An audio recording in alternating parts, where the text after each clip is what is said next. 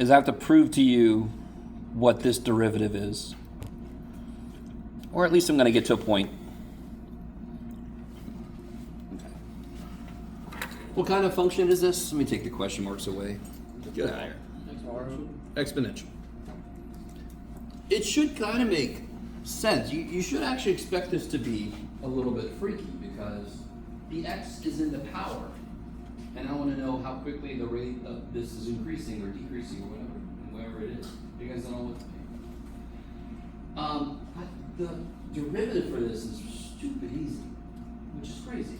So, what's the only way we have at the moment to investigate this guy's derivative? No, okay, I love that you said that. What is the power rule? What form does a function have to be in to apply the power rule? You can come on. What form does a function have to be in? X to the n. So what's the base? The variable's in the base. What's the power? A constant. So any x to a constant, the power rule kicks so much x. Is that what I have here? Now, you could ask me, hey Jeff, what the shit is a? But how do you know a is not a variable? What did I say this is a function of? X. So what's making the function change?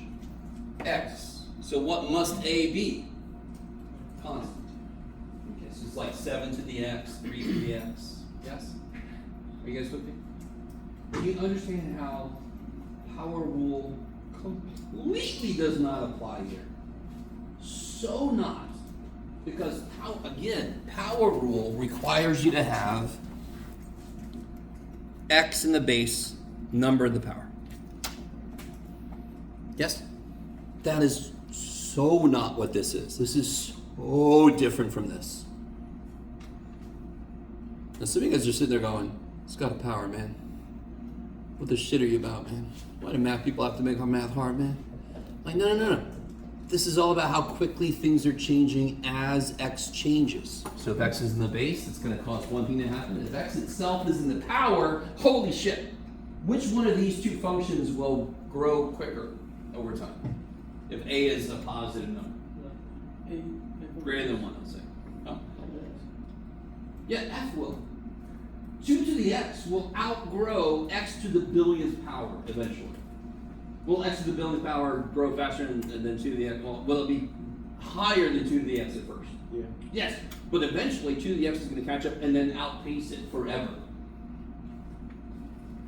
Okay, so therefore, since we're doing something that looks at how quickly functions change, and there is a fundamental difference between how quickly these two functions change, I should expect to not get the same rule. It's not going to work the same way. Okay? Is everybody similar with me? What is the one way? We said this earlier, I think. Let me catch up with where we left off. I have to use limit definition of derivative. Nope. So if I set up the limit definition of derivative, is that cool? F of x plus h minus f of x over h. I love you guys. You're doing good. What do I do with this?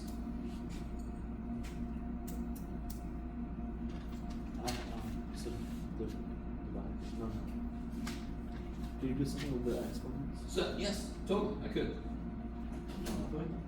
When do we add powers? When I multiply like bases. Where am I adding powers? Specifically, aren't I adding powers right here? What's the base for both of these? So remind me, what is x squared times x cubed? Yes? So what is a to the, where did a to the x plus h come from? Ax times a to the h. Yes, a to the x times a to the h, because if I multiply like bases, I would add the powers. You see how I just rewrote that? That is not something we're used to doing. But this does come in handy quite a few times. Trust me on this. The more you remember this simple fact, if I have a like base with added powers or subtracted powers, if the powers are subtracting, I would just make a quotient. Yes? Okay. Can I factor things now? What can I factor out of the top? A to x. A to the x. What am I left with? A to the I'm going to put this together like that. Is that cool? Let me stop for a minute. I'm going to kind of like truncate this whole thing. We could take about 10 minutes and explore the shit out of the limit of that piece. Just to make sure you guys really understand something that I did earlier. What's the limit as h goes to 0 of this? 1. 0. Does this have any h's in it? Does it give a shit what h is doing? No. So what's the limit as h goes to 0 of a to the x? A to the x. So it can sort of effectively come out. Because it's not dependent on h. You guys see that? What does the limit control? Anything that has an h in it. The limit controls it. If it doesn't have an h in it, it don't give a shit about the limit. It's like, I can just let it right out of here. Can I take all this shit out of the limit? No! It's got complete control over this. It can't come out of it. Let me say this a different way. What does the limit see as a variable? H. So anything that does not have an h in it can come out because it's a constant according to this guy. So let me do this.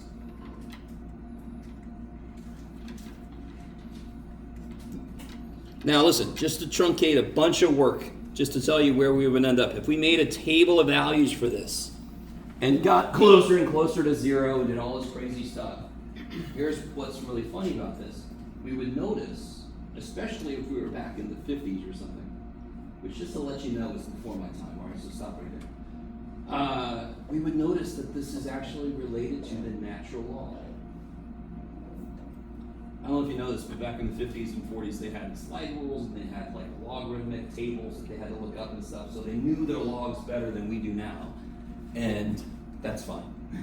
Or that. So this, to be honest, no, watch this. So if I have, so this is a to the x, natural log of a. That's what this is. All of this would become the natural log of a. So look what we just figured out. If my function is a to the x, its derivative is a to the x times natural log of a.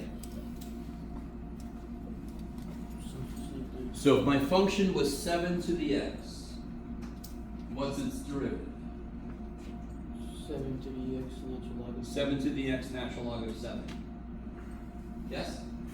Now where do things get interesting? Here, just let me write that down what I just said.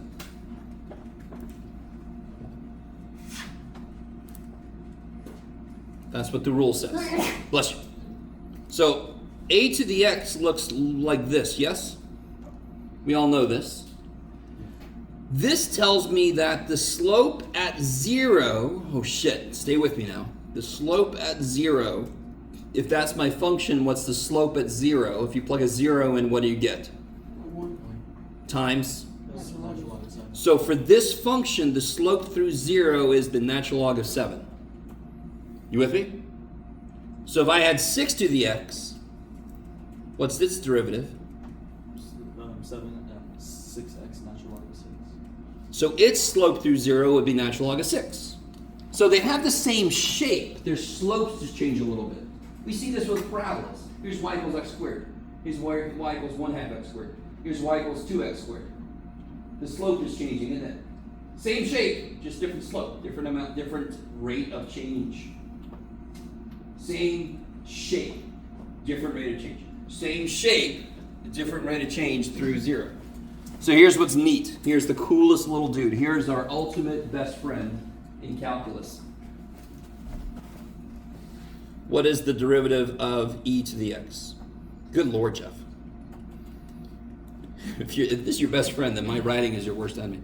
What's the derivative? By the rule, what's the derivative? E to the x natural log. And what is ln of e? That is the function who's its own derivative. I can kind of, if I just draw a generic exponential, it still will work. Tell me something about the slope back here. Tell me something. What is happening as I move backwards? I'm getting closer and closer to 0. So if I go forwards, my slope is what?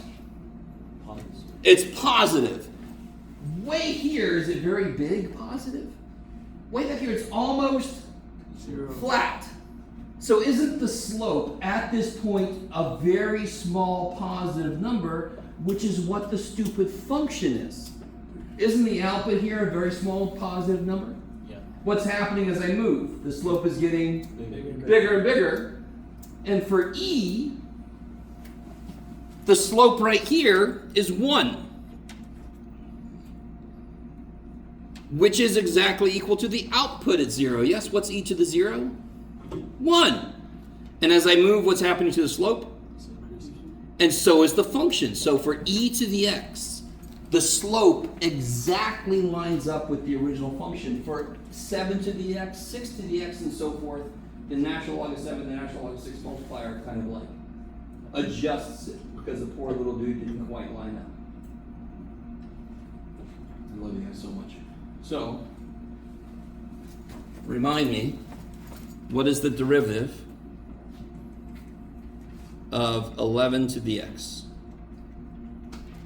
11x. Natural log of 11. Beautiful. Yes? Yes? Every exponential function they're all basically beautiful because all you have to do is tack on an ln base to the thing itself and you're done. That really does kick a lot of ass. E to the x just kicks a little more ass because his derivative is himself. Okay. So here, let me give you this. I think that's the only curveball I threw at you. Yes. Sweet. There's one more trig curveball on there, but we'll see what you think.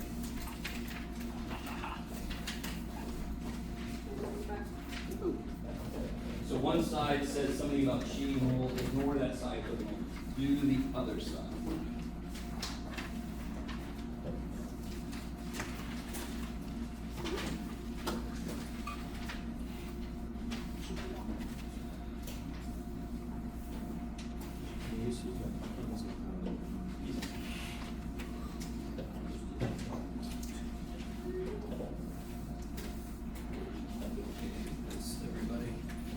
Start off working by yourself for a little bit.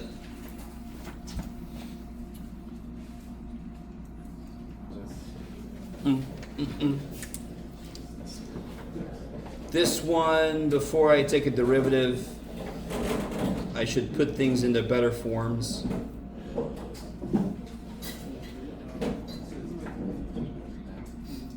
And then this is not too bad, all right? They're all power rules, so 3/5 times 2 is 6/5. 3 minus 5 is -2. -3 times -3 is +9. -3 minus 1, donezo. Okay. So can somebody tell me real quick, if I put a 1 into this, I don't want to know the number, I want to know what it would tell me. If I put a 1, I get a number, correct? What does that tell me?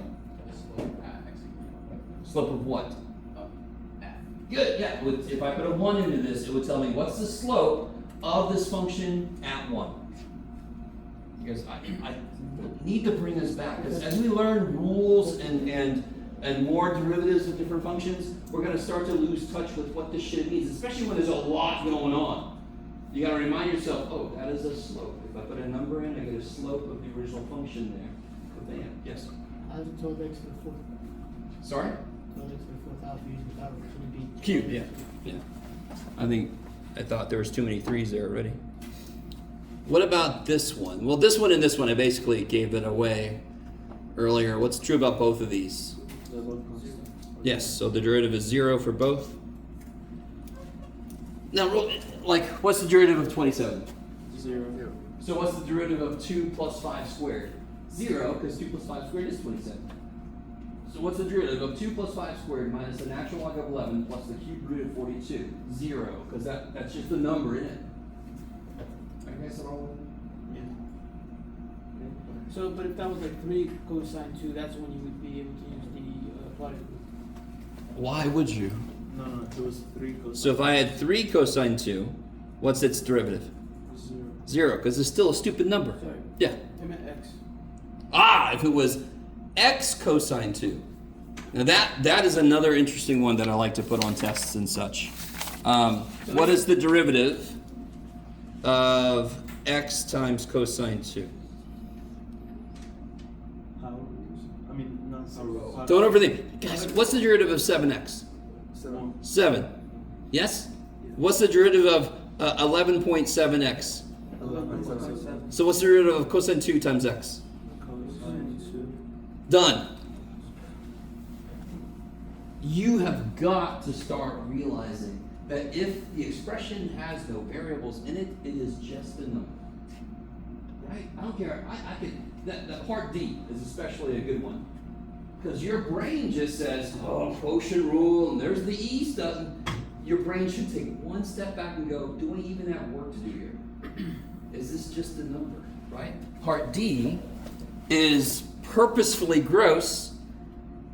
I'm so evil. I'm such an asshole. But you have got to step out of your, your mindset. You got to step out and go, oh, that's just a number.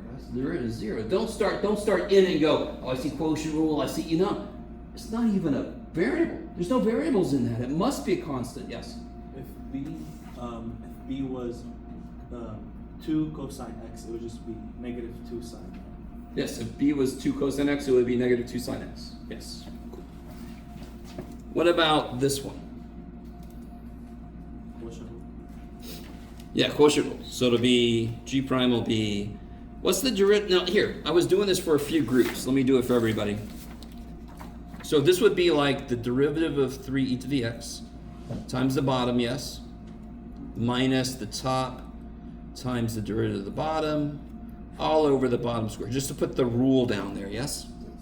What's this guy's derivative? Let me show you something. If I treated this like a product rule, which there is no reason to do so, but let me show you this once.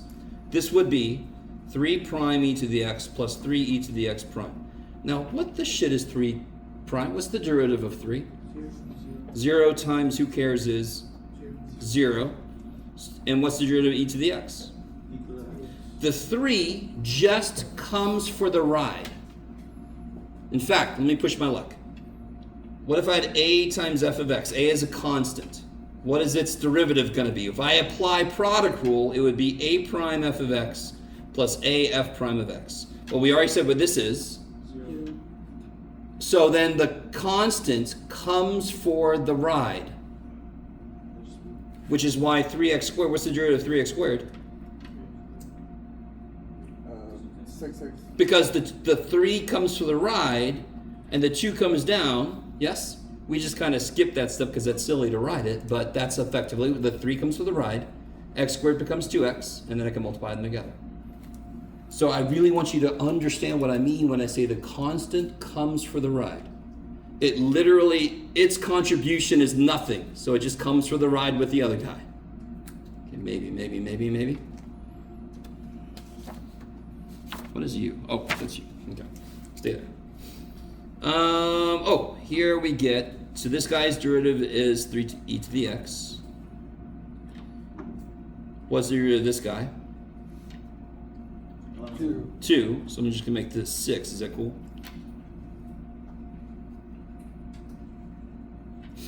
Three e to the x times 2 is 6 is e to the x. I think a few people didn't do that now that I'm thinking back on some papers I saw. Now from here, if I distribute, let's see.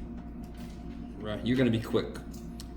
This will be 6x e to the x plus 9e to the x minus 6e to the x. Is that cool if I distribute this? Yeah. So then I can put these two at the end together. 9e to the x minus 6e to the x is 3e to the x. And that's pretty much, there's nothing really effective I could do. I could take an e to the x out. I could take a 3 out. It's not going to do anything for me. Okay. Now, if I could factor at the top and one of these would cancel, I need you to do that. You should do simple simplification. Don't just do a derivative and stop. Say, can I do something here? Simple. Professor, Yes. kind of stupid question. Great. But the 3e to the x and 2x plus 3, would you be able to just combine like just by making it negative 3 e to the x with the parentheses 2x plus 3? Because it's 3 e to the x minus 6 e to the x? What does it mean? No.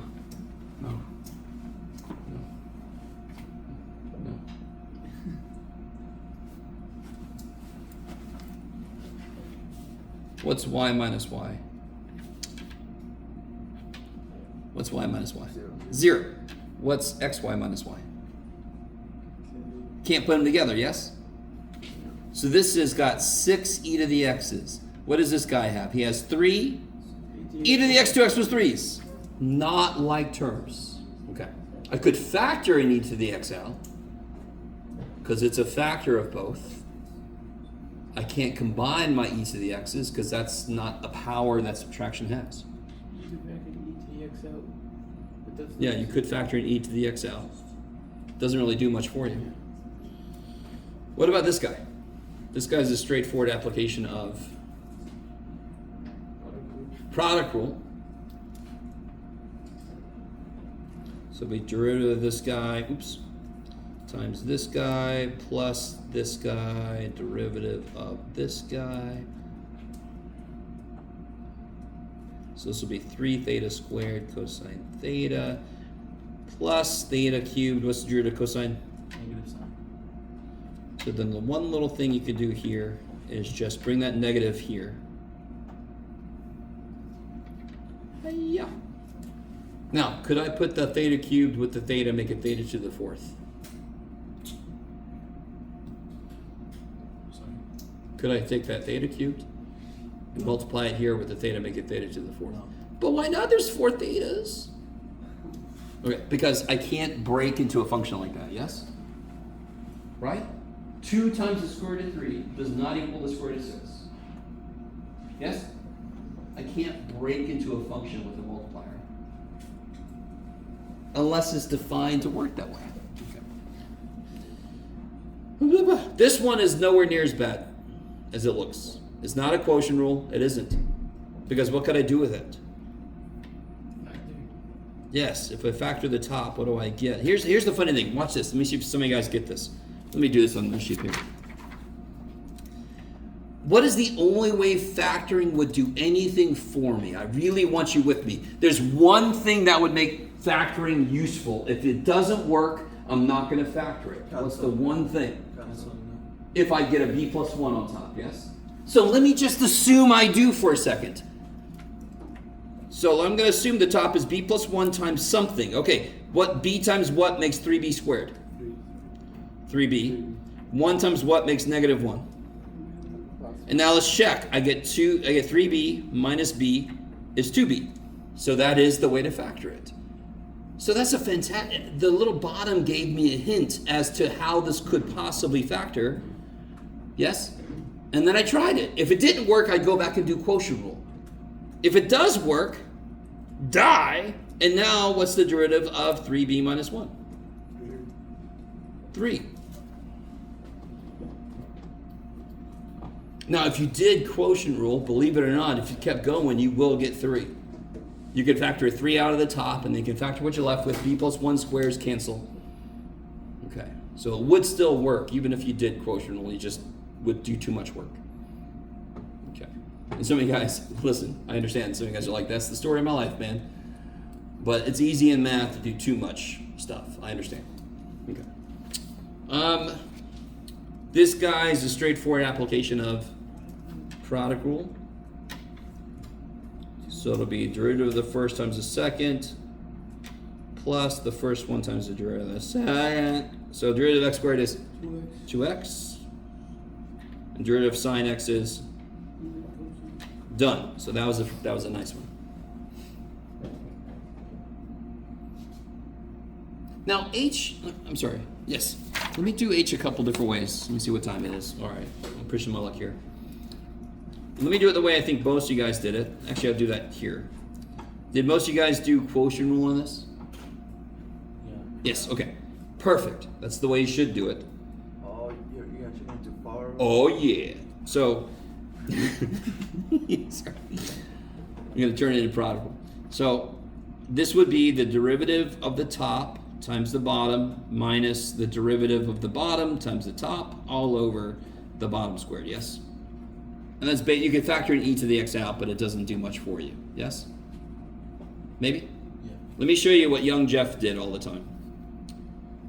Young Jeff took this shit here and made it into product rule. I did not like quotient rule. Now I understand. Now I appreciate quotient rule. It's actually better to do quotient rule. Young Jeff was making his life harder. He just didn't know it because he didn't know enough yet. I'd argue older Jeff doesn't know enough yet, but that's okay.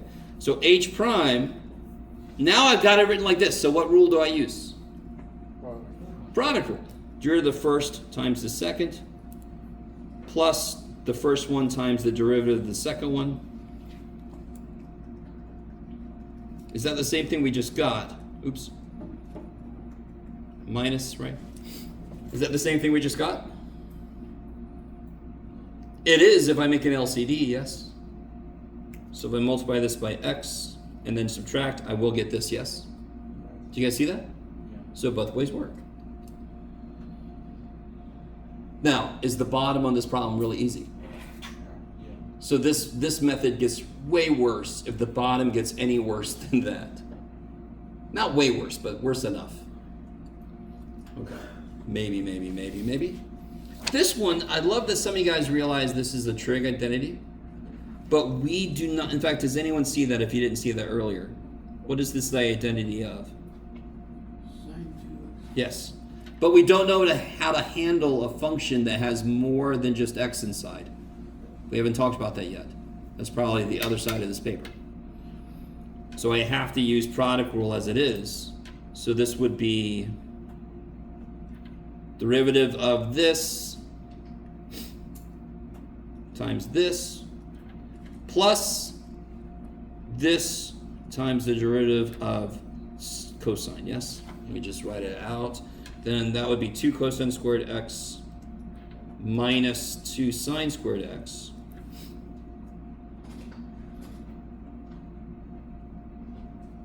Now real quick, what do you think this derivative of sine 2x is? Cosine. Cosine 2x makes sense, but you're off by a factor of something. Real quick, if I factor a 2 out of this, what's cosine squared x minus sine squared x? Anybody know? 1. No, that's plus. What's cosine squared minus sine squared? Negative. No. No. Good try. It's cosine 2x. Do you see it's got that 2 there? From somewhere? From, I don't know, from some, if only we knew, from somewhere. Okay, so we're talking about that. We couldn't do it this way. Okay, not yet, we haven't talked about it yet. The last question, we already did this derivative, yes? Pay attention on tests, I like to do this. I'll ask you to take a derivative and then later I'll ask you to do something with it. You don't have to start from the beginning, just take the derivative you did. So we already got this guy's derivative is 2 cosine squared minus sine squared, yes? You guys with me? Yeah. Do I have a point? Do I have a point that my tangent line goes through? Yeah. Yes, I do. What do I need? What am I missing? Slope. Slope, which is why we have this. How do we get this slope? Plug in a... Y squared minus y1. We are so past that. What is this guy's job? What is this guy's job? Find the x. Tell me the slope everywhere. Where specifically do I want the slope? All right, so how do I figure out m? How do I figure out the slope? Plug a pi over 4 in. What's cosine of pi over 4? Cosine. Here, let me write this out. 3 over 2. No, right.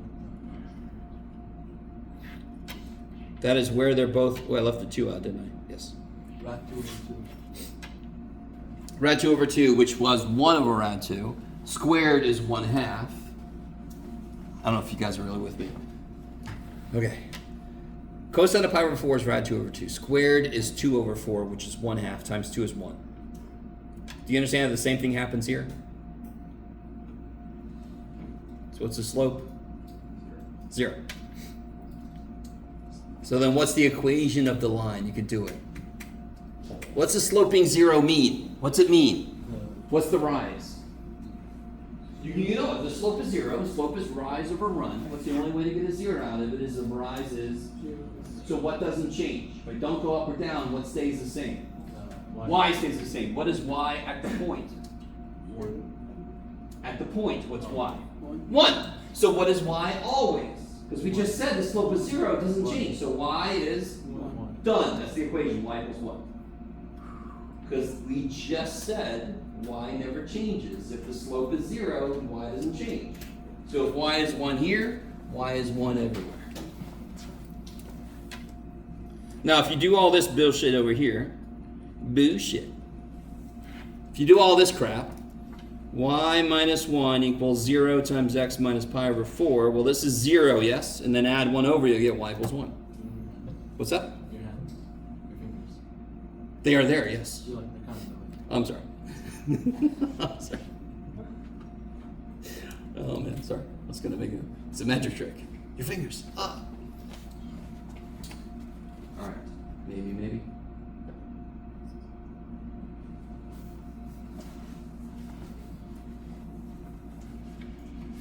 Okay. Considering that most of you guys didn't even know these existed earlier today, right? Even if you don't feel the most comfortable with them now, you feel infinitely more comfortable than you did before you knew they existed. So you have to play around with these a little more. Last thing for today. I'm going to try to let us out. We'll see. I'm not going to promise you anything. Last thing for today is huge. This is product rule and quotient rule are important. But something a little more importanter, just to show off my ability in other departments, other disciplines, is this rule we're about to talk about. Because the most common thing that happens is I don't have a clean function. Like we had earlier, x squared is a clean function. Sine of x squared is not clean. This is squaring, but it's squaring more than just x, so it's kind of like multiple levels of change. I don't know if you guys are really with me or not. Okay. So I'm going to start off really, really nice. We're going to be able to see exactly what's going on, believe it or not. I'm going to do something different. I'm going to start off concrete, and then I'm going to prove shit. Normally I do it the other way around. I'm just going to try this out, see how it feels.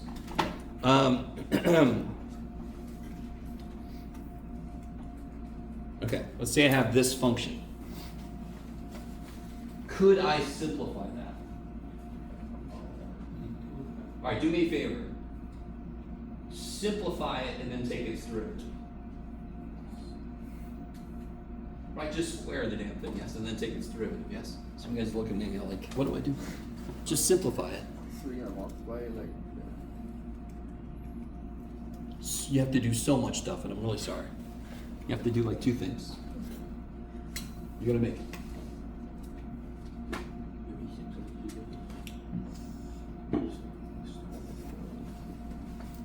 What are you giving me, square 3? What are you giving me, square x squared? What's its derivative? Keycaps, right? Yes. Now, what if we tried to do this derivative without simplifying and we just said, oh, it's something squared. What happens when you have something squared? The 2 comes down. Yes? Yeah. And then you would multiply it. To the first power, yes? No. You keep that to yourself. And what do I get here? You'd get 6x. Now, is that the right answer?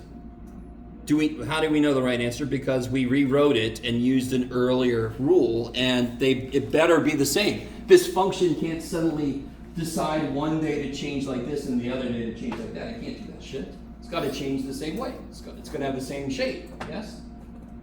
What exactly is missing? What can I multiply this by to make it become this? If I multiply by 6x, maybe don't use an x, wouldn't that become this? Yeah. Yes, sir. So that would be the derivative of the inside. Yes, what's the derivative of 3x squared? 6x. So this is like I was saying earlier, if I have a gear rotating, it's got a certain speed of rotation, yes? And then if it is inside of another gear that is also rotating, that's got its own speed, yes? Now, it's not perfect. That analogy doesn't really work, but it's okay. It's a little weird to try to find a real life example of this. But inherently, the rate of change of the whole function depends on how much the inside is changing and how much the outside is changing. That is why I had that one worksheet where a big part of it was, what's the inside function? What's the outside function? So obviously, if I gave you this problem and it said find the derivative, dear God, simplify the dumb thing first. Yes? Just like x times x, don't do product rule, just make it frickin' x squared. Yes? But now I want to figure out something more like, yeah, sure. Let's do sine of 3x squared minus 1. So do you all agree with me that the sine function itself is changing over time? Like sine of x would be changing over time. 3x squared minus 1 is also changing over time. So the function, the whole function will change as the product of those two rates. So here's how this works. What is the outside function? Sine. Sine of stuff, yes? In fact, I love to say sine of stuff. How do you take the derivative of the sine of stuff? This cosine. Cosine of stuff, yes? Now, that is wrong if I stop there. Because here's the heart of the chain rule. The outside function gets a term times the inside function gets a term. That's chain rule. And we saw, never forget, that I let you see exactly what the shit was missing. And it was the derivative. That's what was missing. So if I only do the derivative of the outside, I'm wrong. The inside gets its own term too. So what's the derivative of the inside? 6x. You write like this just so we can all see. So that'll be cosine 3x squared minus 1 times 6x. And then I just request you put that up front. Kabam! So it should kind of make sense, bless you, if I shove an entire function into another function, the turducken function, yes? Function, sure, why not, Jeff? That the derivative should be even that much more complicated. Now, this wasn't that hard. It's just so easy, students very often forget to even check if they should multiply by the derivative of the inside. So when does chain rule apply? Yes? I have a dumb question. Yes? When you find the derivative of 3x squared minus 1, where did you get the other 3x squared minus 1? I didn't get it anyway. Real quick. Here. I'm glad you're asking a question because almost definitely somebody else. What is the derivative of sine x? Cosine. Derivative of sine thing is cosine thing. Now, real quick, just to show you, to answer my own question from just a second ago, what is the derivative of the inside? Negative sign. No, what's the inside? X. What's the derivative of x? 1. 1. So when do I do chain rule? Always. You've been doing it already. No. When the inside is just x, its rate of change is 1. When I multiply by 1, nothing changes. So when does chain rule show up? When does it change something? When the inside is more than just x. If your inside is ever more than just x, you need to consider chain rule. But you all understand how chain rule is always working. If the inside is x, chain rule contributes times 1. Okay? Thanks, chain rule. We're good. Okay, maybe?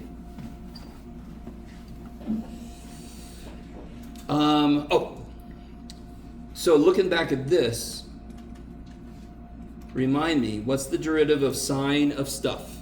Cosine. Cosine of what? Stuff. Did that change? No. So why should this change? The difference is, whereas this was times 1, this is times 6x, because the derivative of that is 6x.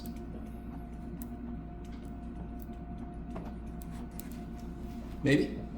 So that's why I say, if you just say to yourself, okay, there's an inside function. Oh shit, chain rule. Okay, first level is it's just sine of stuff. I know how, that's the cosine of stuff. Times, now you focus on the inside.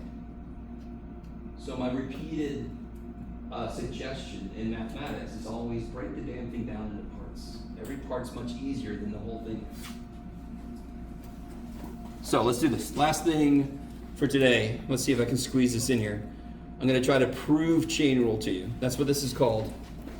The reason we call it a chain rule is because I linked the derivative of the inside with the derivative of the outside.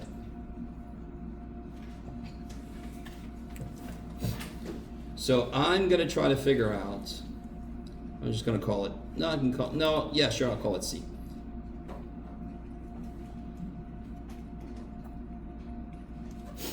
What the derivative of this is. Do you guys see how there's a function inside of another function, yes? Yeah. Very different from product or quotient or whatever. So if I want to know the derivative, I've got to use the limit definition of derivative.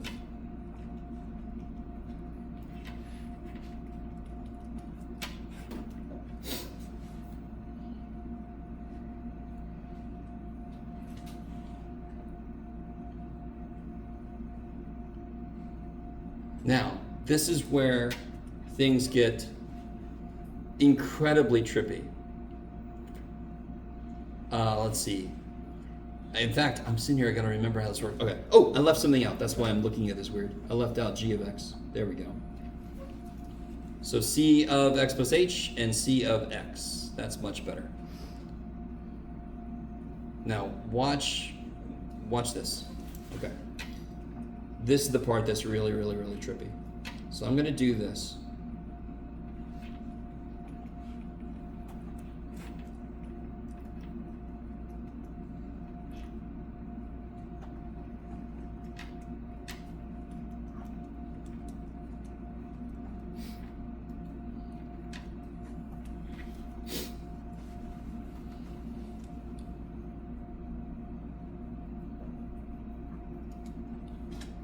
Okay, now what did I do? I did something similar before we added, subtracted something. What did I do now? I multiplied and divided the same thing, yes? Which I'm allowed to do. I can do that wherever the hell I want to. Nah. But let me do something. I'm gonna move this h over here. What is this? Yes! Now, here's where things get excessively tricky. Do you see how that's my input for this? I need you guys with me. What happened? Do you see how that is the input for this? Do you see how that is the input for this? Do you see how this is y2 minus y1 over x2 minus x1? This is just f prime g of x. What was the outside function up here? Do you see how this says take the derivative of the outside?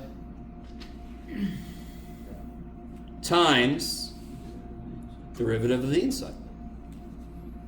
That is the concrete proof. Now, to be really, really honest with you, there's a couple of assumptions I made, which are fine to make. I'm not going to get into why they're fine to make, but effectively that is the format that gets us to the proof. Is this something you would have thought to do yourself? If not, it's fine, because it's really weird. But I want you to see how, thank God, the proof matches up with just what makes sense. The inside of the function, its rate of change should contribute to the whole thing. And it does. It ends up multiplying by it. All right. Did everybody get a practice test? Okay, so next time, if you need a practice test, let me know. Next time, we'll look at this side first. We'll do several examples of chain rule. And then the rest of class tomorrow is going to be review. I'll have the answer for you for the practice test. Yes, I'll have your quizzes graded. Yeah. So my afternoon is booked, which is good. Did you give me that one? And they said you want to talk to me about Yeah, just show more work. That's all. There's a few things that were just coming out of nowhere. You know what I mean? And they were like half finished thoughts. Yeah. So I just need to see the work and where it goes. Yes. Oh, yeah, that's right. All right, guys. I'll see you tomorrow.